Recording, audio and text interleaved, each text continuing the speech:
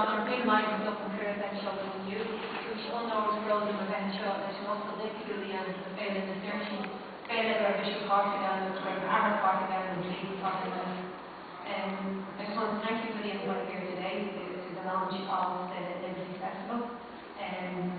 It's the 45th year of the Liberties Festival. The Liberties Festival is one of Ireland's oldest festivals. From modest beginnings in 1970, it's now grown to become one of the highlights of the summer in Dublin, with a series of family-friendly sporting and community events and an exciting monthly cultural and arts programme encompassing visual art, film, dance, comedy, literature, music, and of course the now award-famous Blue Rinse Ball, where you dance until your volume sport, and what happens at the Blue Rinse Ball stays at the Blue Rinse Ball. But most importantly, keeping to the tradition of the Liberties Festival, most of these events, 80% I think of these events are free, which is really a good accomplishment when you consider that most places you go now are actually quite costly to go as a family. Events such as this do not happen overnight. A lot of work goes on in the background, and I know the chairperson mentioned this earlier. These things just don't happen overnight. A lot of work goes into it. I'd like to thank all the members and the volunteers of SICTA who ensured that this festival has gone ahead for the last 55 years.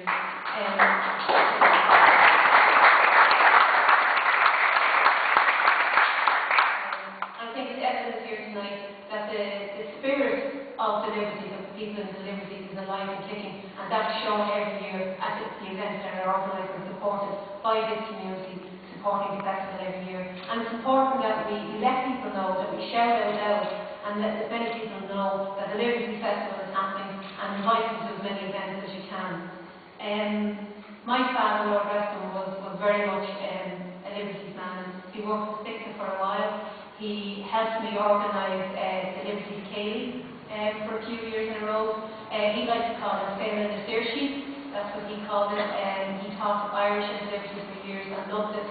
And I know that the people of the Liberties actually loved him. And as a child growing up, we used to love him coming back and telling us what's the programme for the Liberties Festival, where's the street parties, when are they happening, but most important, when is the talent shows, because that was, that's where it was all happening.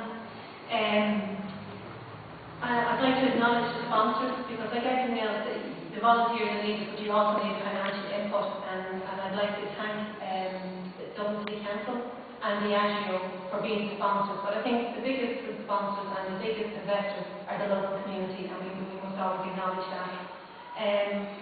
Spread the word, as I said, let people know that the festival is on. I sincerely hope that you'll all thoroughly enjoy yourself, and wishing SICTA the very best for this festival and every other festival that we have from here on in. And being someone who's been to the Fail Festival in West Belfast, which is a fantastic festival, I do think they need to watch themselves. I do think we're creeping up slowly, and we just might outdo them for one of the best festivals. But I think for Bill would be not to acknowledge the elected reps in the room, Deputy Higgins Dhálaigh, and also just want to acknowledge the area manager Tony Flynn from Dublin City Council, who has always been a huge assistance and very significant when it comes to ensuring that the likes of the Liberties Festival and anything else in the Liberty gets the required funding.